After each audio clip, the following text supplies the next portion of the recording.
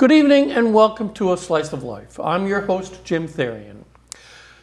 Have you ever wondered what's going on up in Hartford, the bills, the legislatures, what they're doing, what bills they're working on, just in general, what's going on at the legislature? Well, if you have, then you're not alone, because I myself, and as probably many other people, have wondered the same thing. Well, tonight we have some very special guests from an organization called the Connecticut League of Conservation Voters. As soon as I heard that title, I thought, I gotta have them on. So I give you tonight Mike Urgo and Mary Hogue. They work for the Connecticut League of Conservation Voters. Mike and Mary, welcome to A Slice of Life. Thank you. Appreciate it. So tell us what's going on at the League of Conservation Voters. Well, there's a lot going on at the League right now, especially given the time of year. But so some may be unfamiliar with what the League does.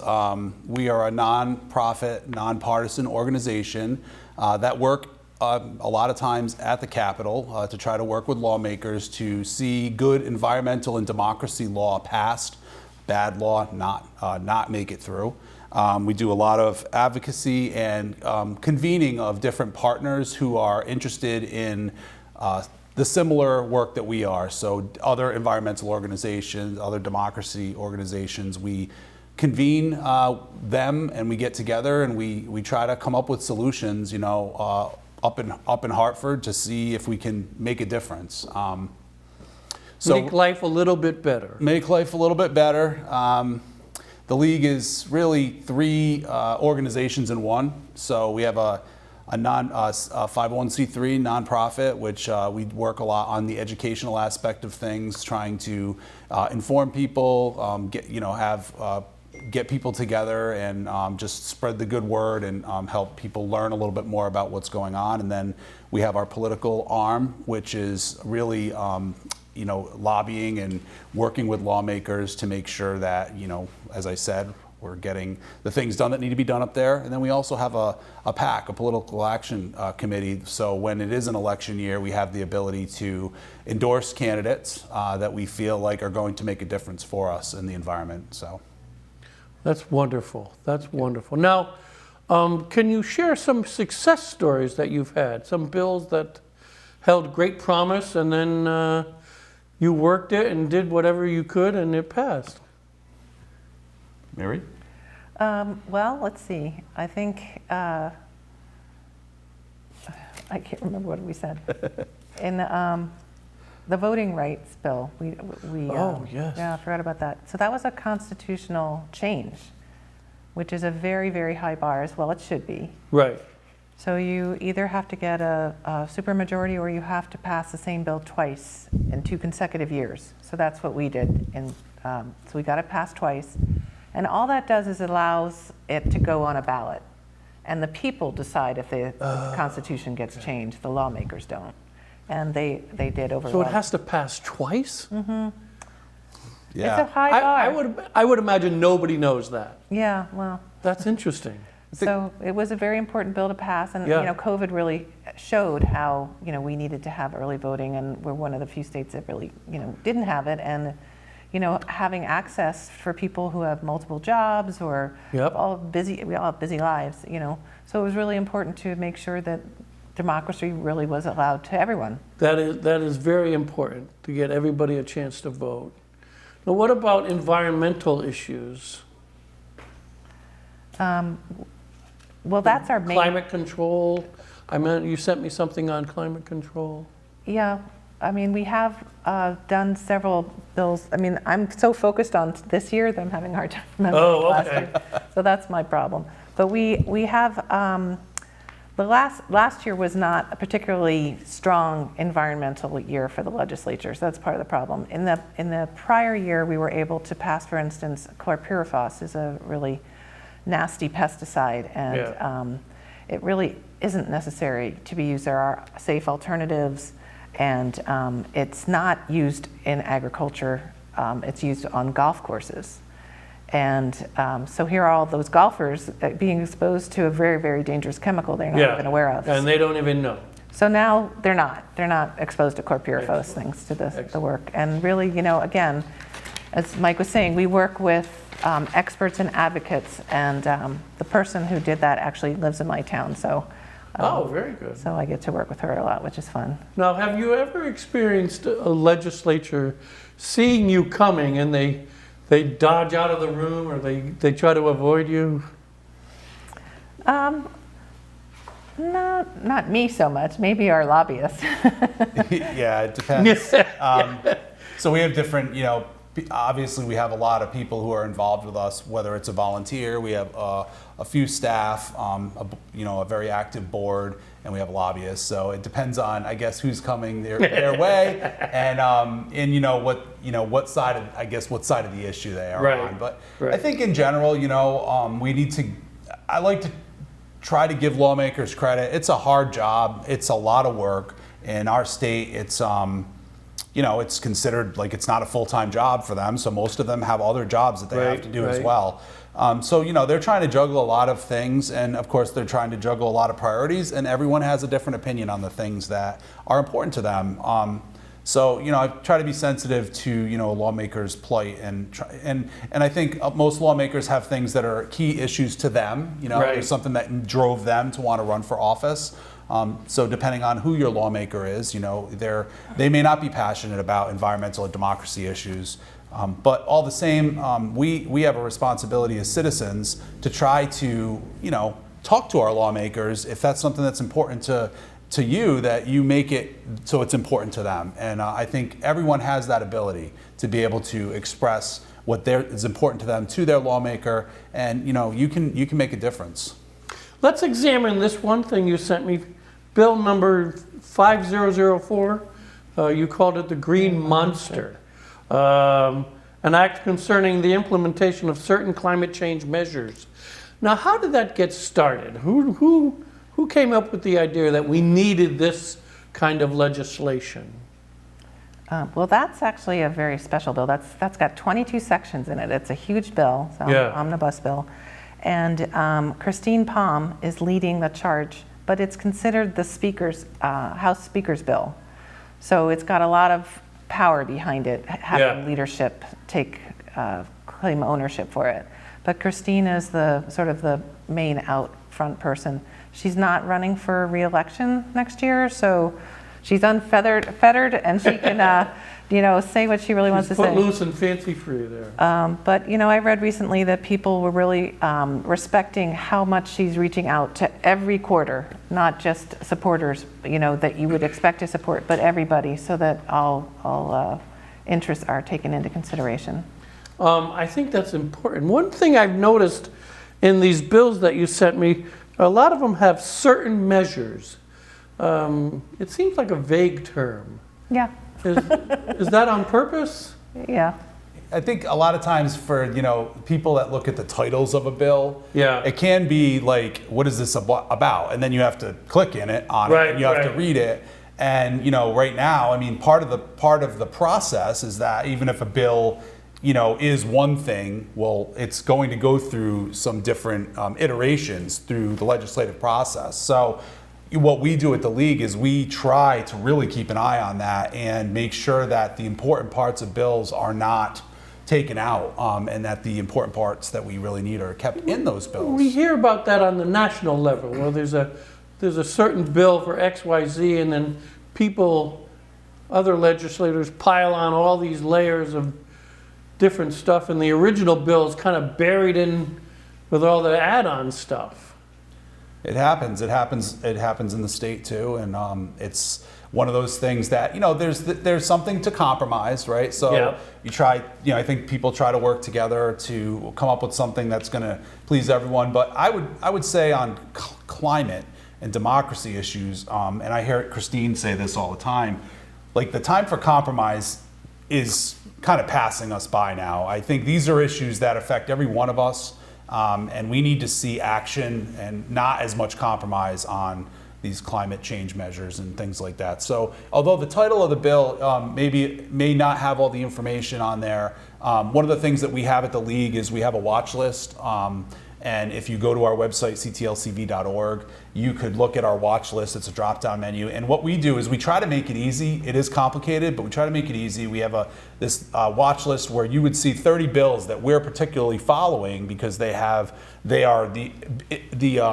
ones that we're interested in. Obviously, we're interested in probably more than that, but these are the ones we're following, trying to make sure that we shepherd them through, and it helps so people can see them, they can see the progress, they can see where we stand on it, and a lot of times we send out action alerts, so we actually try to help people understand the bill and be able to get to their lawmaker by form filling an email and explaining to them why it's important. So you definitely catch a good point there with regards to the bill titles. Well, this one in particular, the Green Monster, I went to some fiscal analysis. Again, one of your many drop downs in your website, and deep in here it says the cost is associated with development and upgrading the grid, and it's from the title alone, it's hard to get that you're going to upgrade the bill wants you to upgrade the grid. Every once in a while, I think during the summertime, a lot of talk happens about the grid. When the threat of hurricanes come, and hopefully something will be done about it.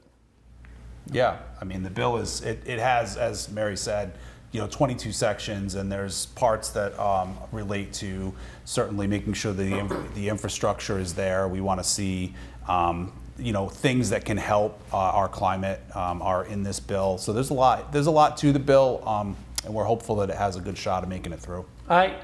I will admit that I'm a bird watcher, a naturalist, a liberal, I guess you could call me. And it's just astounding to me when I hear that a pro-environmental bill doesn't make it out of committee or doesn't make it to the legislature. It's just astounding to me. Now, what is the process of getting it out of committee? What is that all about? Okay. So in Connecticut, we have the Senate and the House meet together in committee meetings. So we have a Senate chair, a House chair, and so forth. And so the chairs decide what bills get discussed in the committee. So is there a separate committee for the House and a separate? No, they meet. That's what I'm saying. They meet together. They meet together. Oh, so okay. all the committee meetings are, which is unusual. It would usually be separate, which kind of expedites things because they both have been talking about it together. So they decide what bills go on the agenda to be discussed in a public hearing. You can sign up to speak at a public hearing. You can do it via Zoom or you can do it in person, Right. as well as submit written testimony. Right. So it's actually a really inclusive kind of a process, and then they have a committee meeting where it isn't a public hearing, it's just the committee people. You can still watch and be in person watching them or on Zoom while they discuss it among themselves, but only they get to talk, and they then vote to say, yes, we agree this should go to the floor of each chamber, and that's when they separate. So that's where we are now. And they call that joint favorably voting because both the House and Senate are together. So if you're in the know, you say it's JF'd out of committee and you're all excited because It's a win. Yay. So at least it made it the first hurdle. So that's the first hurdle. Then it has to be passed in. If it's a House bill, it first goes to the House and then they send it to the Senate. If it's a Senate bill, so I believe that's a House bill because it's 5,000. I believe it is, yes. So the bigger numbers are House bills. The 3-digit numbers are Senate bills. Now, see, I always thought that the bill started in one, like the House, and then went to the Senate. I didn't know it was also the other way around. This is, it depends on where the bill was originated. So if a legislator that's a state rep in the House proposes it, it's a House bill. If a senator proposes it, then it's a Senate bill. So you're right, but what she's saying is the agenda they come together initially to try to come to, to work together on it initially. And then do the House, let's say the Republican Party members in the House go back to their Republican friends once it leaves committee and they say, oh, this is a good idea, or here are the problems, and then they have a debate, I assume. Mm-hmm. Yeah, so they'll caucus, Oh, caucus. right, and that'll be by party. And they decide how they're going to address, they'll make their talking points, how they're going to address things and so forth. And is it at that point where they pick and choose, or they say, well, why don't we just throw this in here? And, Well, there's a bit of an interim between after the committees have stopped meeting, and there's a whole very complicated chart that tells you the schedule. So it's preset schedule. yeah, And then there's a week or two where there's a lull in terms of public kinds of things, and that's where there's a lot of negotiation going on. oh, okay. And there's a lot of people saying, okay, I can't support the bill like this, but if you could move here or move there. And so Right. we come back now this week, and we're starting to see what those negotiated changes are. So we have literally 1 week from today at midnight is the end of the session. Oh, Right, so, and the House and Senate are, Depending on when this is airing. all right, right, But well, from today. so So May 8th is the the last day of the last session. day of the session. all right, just for the record, today, as we're filming this, it's April 24th, 2024. I was just wondering, I went to your website, and it easily gets very cumbersome, a lot of information out there. But I guess the upside is, as I began working through the website, it did get a little easier as I kind of felt my way through. So one of the things that I would urge anyone who's interested in these things to do, there's a couple things. The first one is consider signing up to get our emails. So Yes. you can do that by becoming a member. You can also click on Take Action. So that'll get you getting regular communications from us. I think that helps to make it a little bit easier because you're getting information kind of as things go along, and it's a little bit more palatable. Yeah. Because you're absolutely right. It's it can be complicated, and kind of the last thing we want with any of this stuff is, I think as citizens should want, is for anything to be complicated, because we want citizen engagement in these issues, in all of these issues. So I think our website, it has a lot of information on there, because there's a lot of information that we have to try to tell people and explain to people. But yeah, I mean, if you would sign up to be a member or get the emails, I think that's one of the easiest ways to become more informed about what's happening on a fairly regular basis. Well, I think in addition to that, there's during the process, which I'm learning now after doing research and stuff, there's a lot of moving parts. There's a lot of opinions, a lot of motivation, different motivation. So it gets a little bit busy. We won't use the word complicated, but we'll say busy. Yeah. Now let's talk about food donation, the Act 191, Food Donation Rescue Composting.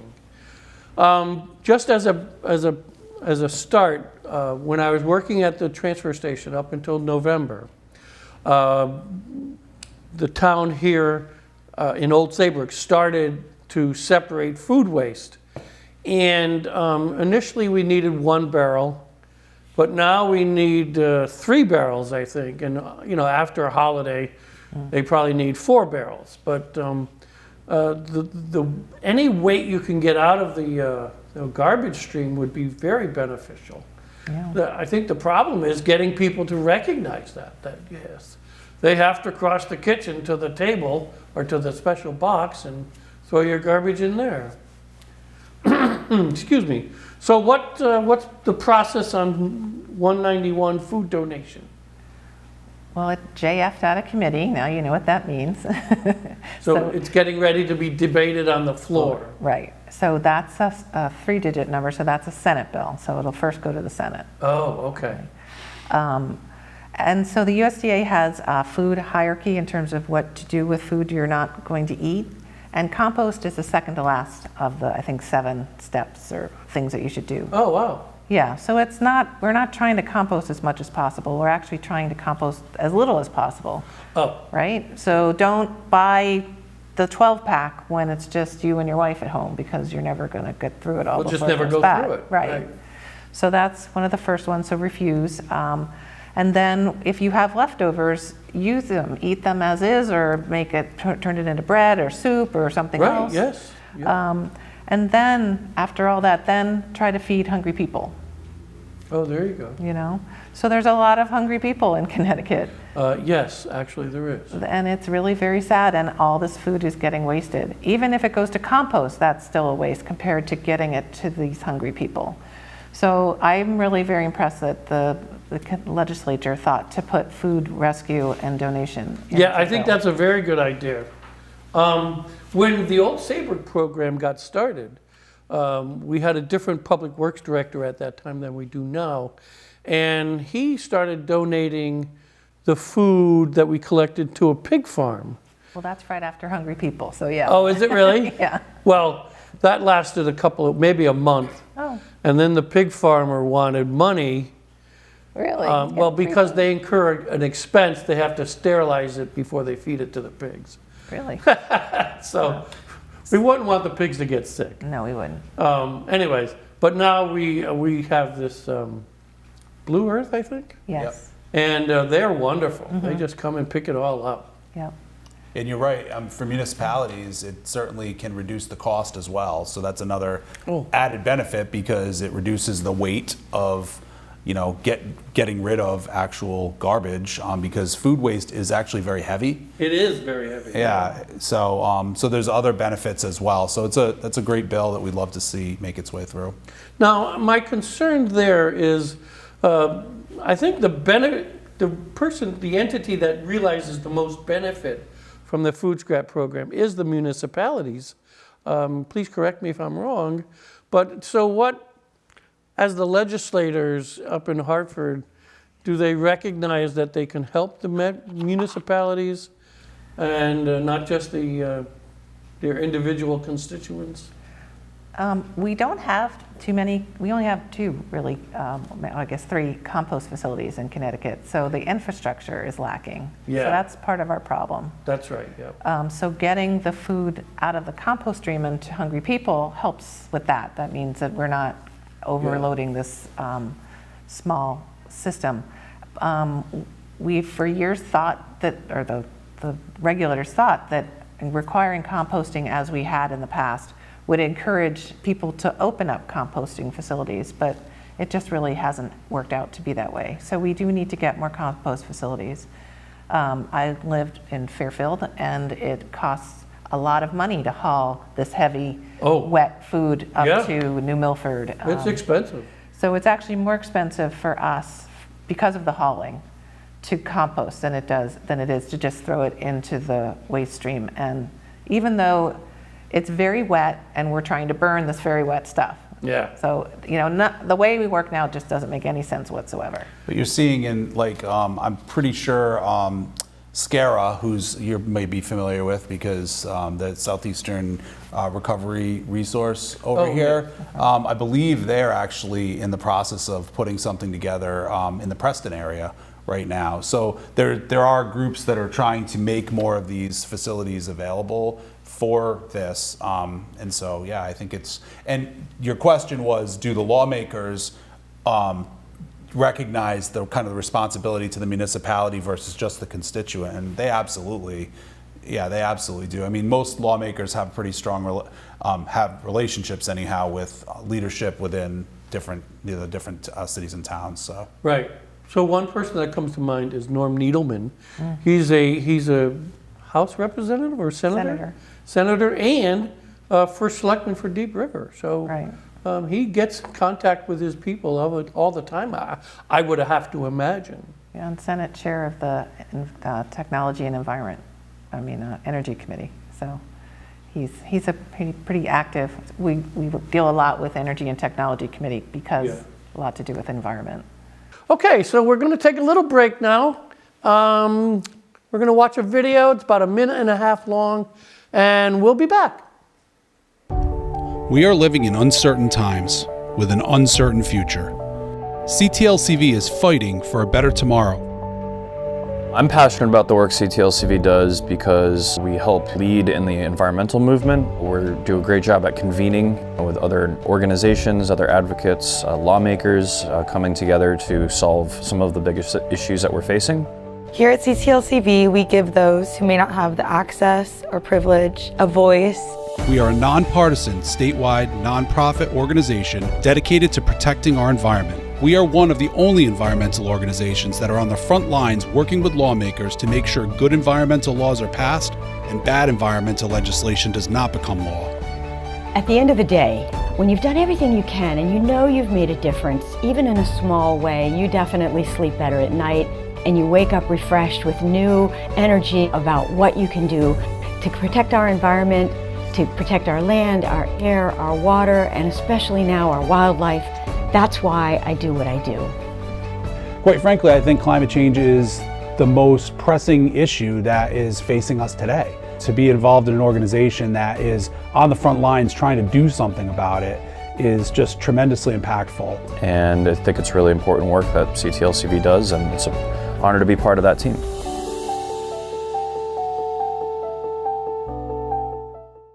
All right, so we're back. That was a very nice, informative video, and we're gonna talk about this bill, 292. something called what? PFAS, PFAS. It stands for it's a big chemical name, polyfluoroalkyl substances. The nearly 5,000 different types of chemicals, probably none of them are healthy for you. You don't want to put it on your sandwich, that's for sure. Tell us about that. What's going on with that? Well, it's kind of exciting that the EPA just announced that they're banning 6 of the most commonly used PFAS chemicals. So they're going to require testing and having it get out of the water, and so that's on a federal level, which is great. Yep. But this bill, Senate Bill 292, is getting it out of certain types of materials and things. We had a bill last year that was a success. We got it out of firefighting foam. There was a fire along the Farmington River at the airport, and so they sprayed the firefighting foam and it all got in the river, and then it polluted the Farmington River, and it was a very big deal. It's also in firefighter equipment, and so a lot of firefighters get cancer from this terrible chemical. It's very good at making the things fireproof, so that's good, but it causes this other thing. So it's in a lot of stuff. If you have something that made of Teflon, PFAS. If you have something that's totally water repellent, PFAS. Like Teflon in your frying pan? Don't buy Teflon. Throw them away. Well, that's a news flash. Thank you so much. Yeah, so it's in a lot of things, and the problem with them is that they just don't break down. So that's why they're called forever chemicals. Forever chemicals. They just don't biodegrade. I've heard that name before. Yeah, so that's the PFAS. So, other states are doing this. It's not just Connecticut. This is something that's being recognized throughout. So not having it in our water system is what the EPA was talking about, but we have to turn off the spigot because we're still pouring it into we're still making all these things that have PFAS in them. So we're saying we don't want those things that are made with PFAS allowed to be in Connecticut. I have to think that 100 years from now, people will look back and say, "Why were they using this chemical? It's just awful." Yeah. Anyways, You would hope so, but again, that's why we need people to take action on getting involved in some of this important legislation, because, as you said, you would assume that a lot of this stuff would just sail right through and it's all common sense, but it doesn't work that way. And believe it or not, there are people that oppose a lot of these really bills that seem to make a lot of sense to us.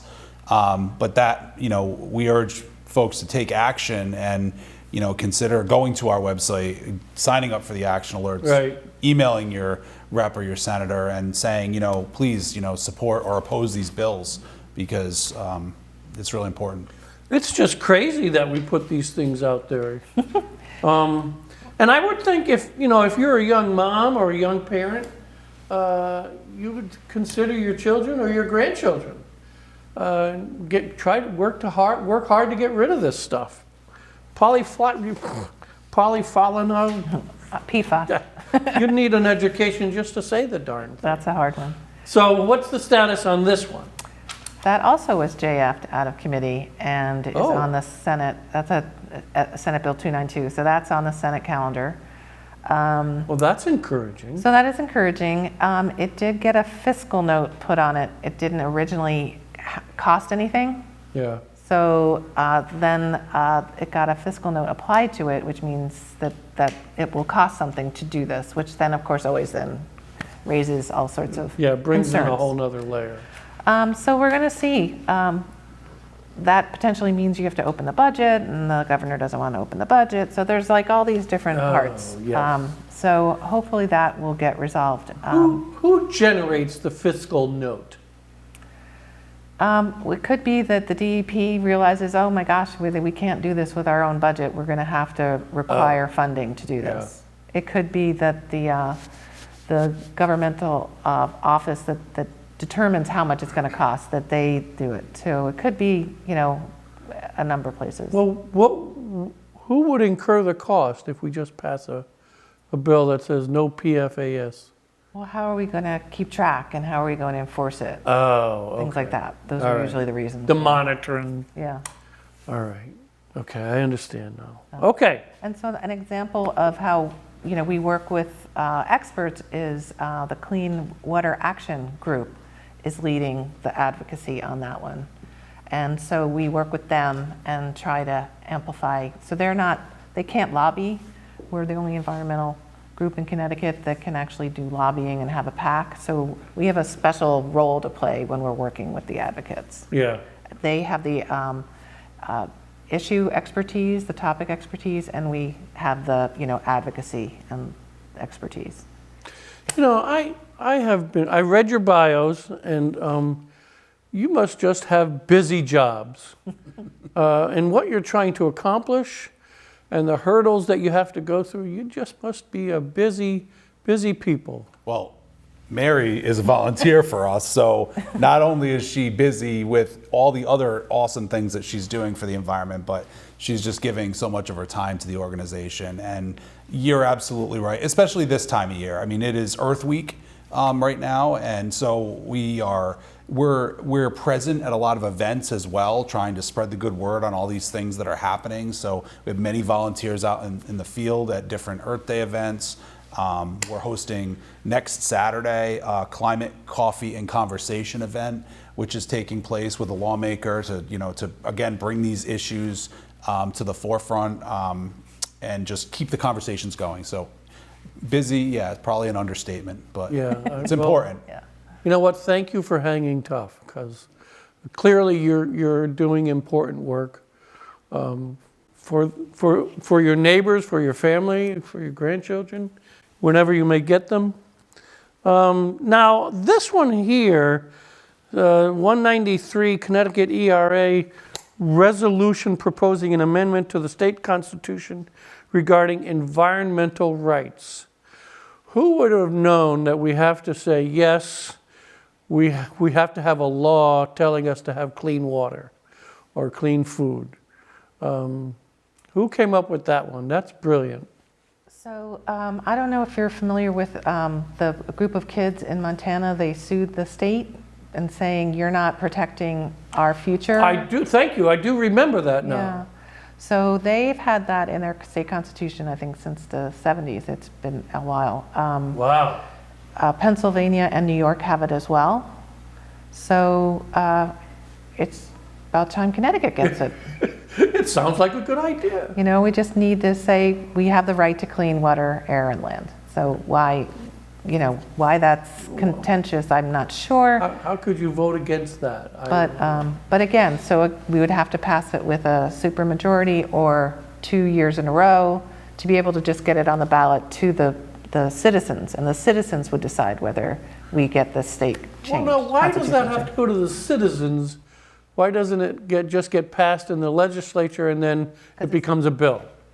Well, because we want it to be part of our constitutional right. Oh, okay. We want it to be in our state constitution's Bill of Rights. It's Oh, I like see. freedom of speech, you know, Yeah. all that other Oh, stuff. I So see. it's So that a- powerful. It's a different level of, Just like we had to do with early voting, so it had to go the 2 times to be able to have that. But you're right, you would think this is something we have the right to, and we don't. If it's not in our Constitution, we don't. So that's why you see things happening that don't make any sense, and we don't have the ability to kind of fight some of them. I mean, certainly there are rules and laws and regulations on certain things, but this is a really great bill, and we don't have a lot of co-sponsors on it currently. In my opinion, I think there was something about 20 or so maybe that were signed on to it, or less, maybe less. So, at this point, like, one ask could be, call your lawmaker, ask them to sign on as a co-sponsor of this bill that makes absolute sense. And that's easy for them to do if they believe in it. As you said, why would anyone not? But you'd be surprised. I guess I would be surprised. I would think that at sometimes you're just frustrated. You get a little frustrated with the process. Come on now. Oh yeah, there's no question. I mean, the wheels turn pretty slowly, Yeah. but we are making progress. I mean, we've been around 24 years, Yeah. and since we started, we've gotten more and more things that are protecting the environment. So it takes time, and that's part of advocacy. Is if you think you want immediate gratification, don't go into advocacy. It's there. You are seeing a lot of good things happen. Yeah. So it's hard because you want to see everything happen at once because it seems like it all should make sense and it should Yeah. just happen. But we are seeing action, and so we just have to keep fighting though, because there's a lot of money, a lot of money in the fossil fuel industry, a lot of money in areas where we're small groups that are trying to fight against this stuff, and so we need help. We need people to be able to be willing to take action and do their part. So if you're interested in getting involved with Connecticut League of Conservation Voters, go to their website. You will find a lot of information, and it's just wonderful that you guys do that. So now what's the status on this one here? Is this out of committee or what? Yeah, that also got JF'd out of committee, and it is on the Senate the Senate calendar. As I said, there's so few voting days left for Yeah. the House and Senate chambers to act on things that, and there's some other big bills like the Green Monster, the 5004, Right. that it may not make it even onto the floor. So that's how a bill can die. It doesn't ever get called. And Like it never makes it out of committee? Is that no, what you're saying? these are all JF. These are all out of committee. Oh, okay. But the leadership of the House and the Senate decide what gets called, just like the leadership in the committee. gets the- And getting called means you can have a debate on the floor? Right. Okay. So if they say, well, I want to focus on 5004 and make sure that we debate it and it gets to a vote, Yeah. well, you can't guarantee that the people opposing it won't filibuster and take up a lot of extra time so that you can't get to other things. And at that, when they filibuster, are they trying to run the clock out? Yeah, yes. Yeah. God So, bless you guys, I'll tell you. those are the rules of the road. So you Yeah, gotta follow yeah. it. And so we get to play that game too on both sides do. So necessarily getting out of committee doesn't mean Oh, no. it's going to be debated on the floor. That's the very first, Wow. very first hurdle. That's what we saw last year. A lot of climate action, just the clock ran out. So, Yeah.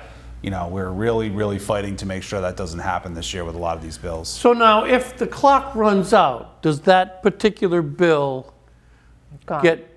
get put on pause and then you bring it up again in the next one? No, last year that was like bill number 285 or something. The clock starts all over again. No, every bill's new. Every bill's new. It doesn't mean it won't get brought up again, but Yeah. it doesn't mean it will either. So it doesn't get put on a docket saying, this is the first thing we have to look at?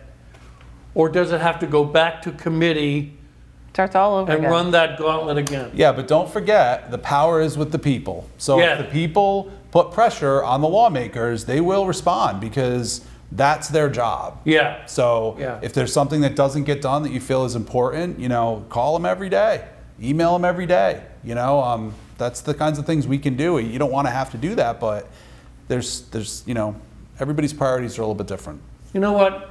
When I first started this program, I didn't think I would ever. I wanted to stay away from the political arena because there's actually a lot of stories I can tell about environmental issues and this and that. And but I'm thinking maybe I need to shift to a little more political and get people to watching about what's going on in Hartford. I think people are most people are kind of don't want to have to deal with politics because especially the last couple of years it's been kind of messy. Yeah, it's been messy, but and some of these issues you would think are not even political issues, but the reality is they are, and you see that on how things are voted for. We, right. CTLCV, is a nonpartisan organization. We want to work with all political people, whether they're right. unaffiliated, doesn't matter what party, towards to the end of getting climate and democracy legislation passed. So, I mean, yeah, I understand what you're saying. Let's now let's talk about your scorecard. You have a scorecard where you actually grade the legislators on what they did or what they didn't do. Yeah. Let's talk about that. Yeah, I mean, so that's a big tool for us. It's not a popular thing for some lawmakers, and for some they really imagine not. For some they really like it. And yeah, we decide, if you look at what our watch list is, and you look at the bills that are being discussed, that's going to translate into us putting a score on how lawmakers voted for or against these bills, and they will ultimately realize an environmental score. And we actually put a democracy score, and we did it separately last year based on how they voted on the bills that we think are important for them to weigh in on. I think that's a really good thing to bring up because, you know, there's a lot of things happening right now, and we are watching, you know, and those scores will come out, and they mean something to a lot of the voting populace who care about how their lawmakers, you know, weigh in on these things. So I went to the scorecard and I did check, and all of the legislators are in there, and you can find out what their score is in just a couple of clicks on the computer. You can tell how they're doing, what they voted on, what they voted against. Wonderful tool, very nice tool. Yeah, it's very powerful. Yeah. So there's a national LCV, and they do that at the federal level. Oh, yeah. And there are, I think, 36 state affiliates, and so each state does something like this as well. So ours is obviously just for Connecticut, because we're the CTLCV. Now, do you have similar organizations, leagues of conservation voters across the nation, and are you all connected?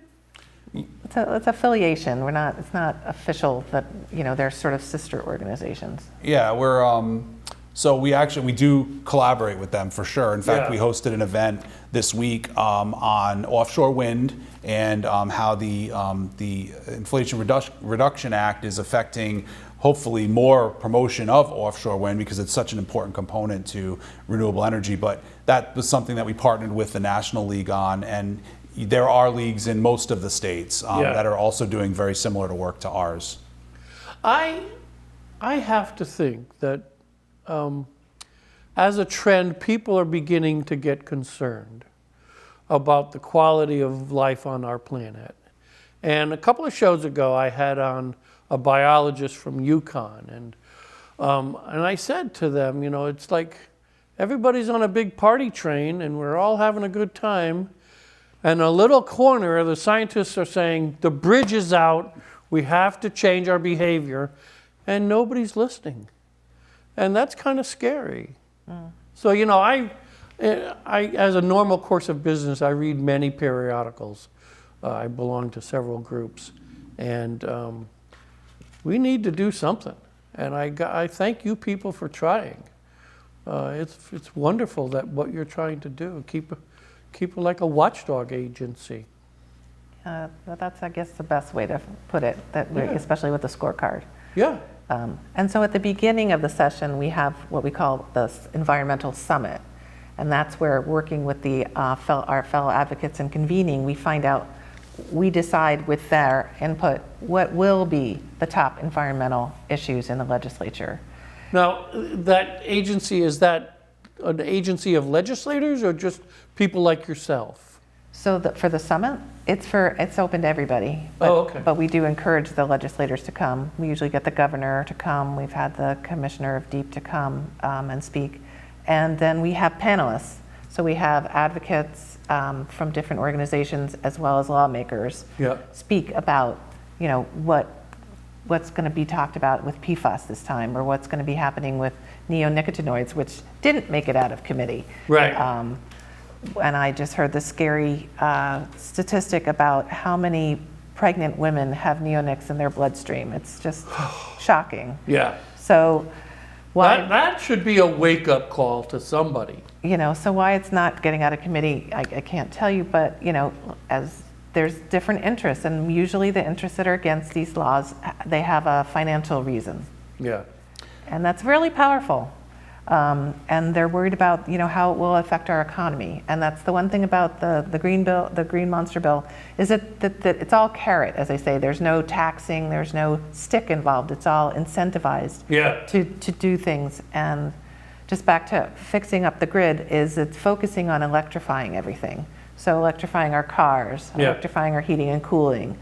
That's going to place a lot more need to have a more robust grid. So When you talk about groups that are kind of trying to step up and sound the alarm bells, you were talking about somebody you interviewed a couple shows ago. We had a group formed just this last year, the Connecticut Health Professionals for Climate Action. It's a group of physicians and people that are in the medical field who are sounding the alarm and saying, listen, we are seeing this.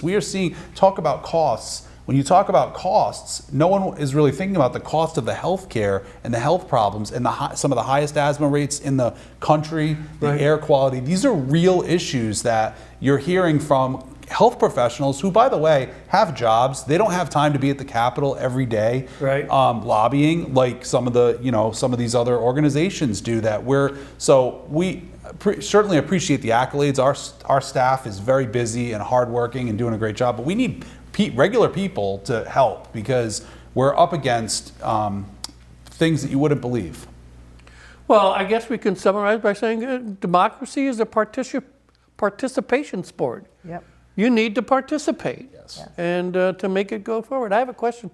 Any legislator ever come up and say, you gave me a wrong score. I don't deserve that score. Oh yeah. Oh, really? Oh yeah. Oh, boy. Yes. Oh, geez. It's not an easy thing to put yourself out there and be the one to criticize or, especially lawmakers, but, somebody has to do it. And there's other organizations that do scorecards for different issues that they, care about too. So. Yeah, well, that's kind of like data everywhere. You can manipulate it and twist it into anything you want. So. Well, we score on the committee vote and then on the floor vote, and there's no twisting. There's no manipulation of the data. Yeah. They earned their whatever score they got. So. You earned this. Yeah. And as we go into what's going to be an election year this year for statewide offices, we go through a process of we actually will endorse lawmakers based on they'll fill out a questionnaire on how they feel about certain issues. We'll interview them. So this is a lot of work. We interview hundreds of lawmakers and prospective lawmakers that are looking for us to endorse them for us to say that we would like to put our name behind them. And so then we do that process, and we'll come out with our endorsements in the fall, which we hope help people to make a decision on who they're going to vote for. So You would hope so. Yeah, and it does for people that care about this kind of stuff. Yeah. I just it's just amazing what you guys do, and you must have a huge staff. We don't. Maybe not. We don't. Not nearly big enough, I bet. No, for sure. Actually, we're smaller than you would think for the amount of work that's happening. So. Yeah. But. Well, the one takeaway is that it's extremely important work, and I'm very happy to have you on tonight.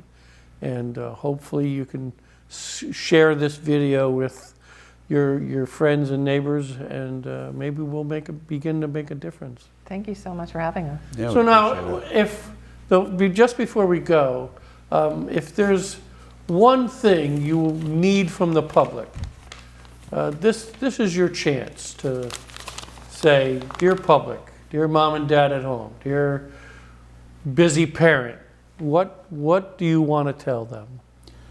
Well, because of the time that we're in right now, I would say the most important thing is go to our website. If you're not informed about the bills that are out there for climate and democracy, become informed and contact your lawmaker. And I'll say in 2 weeks, if you're not happy with the outcome, run for office, because we need more people who care about climate and care about democracy to be involved. And if we don't see enough action this legislative session, we need to see more people step it up. And we need the people that weren't doing the work to get out. But we're hoping that's not the case. Yeah, I would say, if you sign up for our alerts, it'll tell you, walk you right through everything that you need to do. It'll tell you what's going to get voted on, with the implications of if it passes, if it doesn't pass. So Right. it's really holds your hand. You really don't have to feel too intimidated. And and the other thing with testimony is less is better. I'm a constituent of yours. I vote.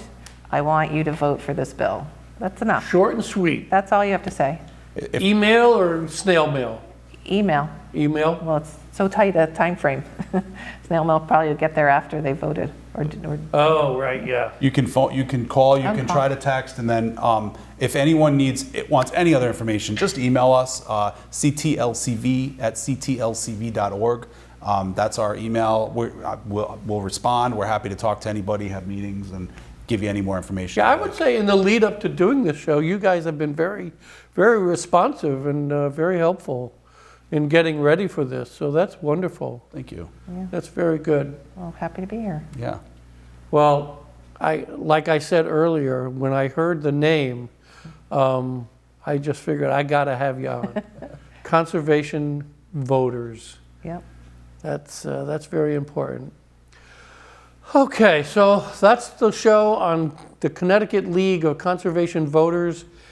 If you have any doubts as to what's going on in Hartford, the Capitol, the legislators, go to their website and start poking around, and you'll be surprised at what you can find.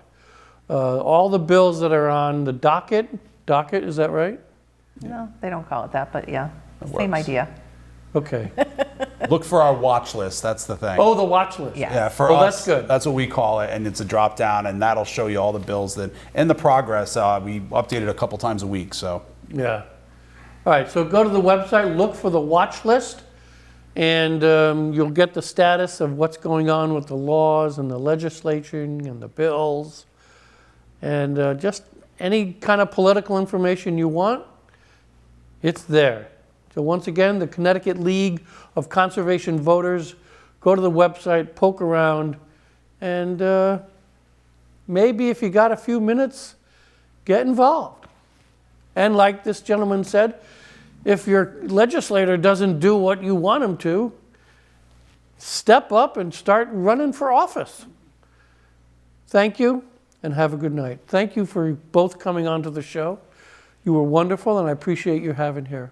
Thank you Thank so you. much. It's our All right. pleasure. That's it for now. Good night.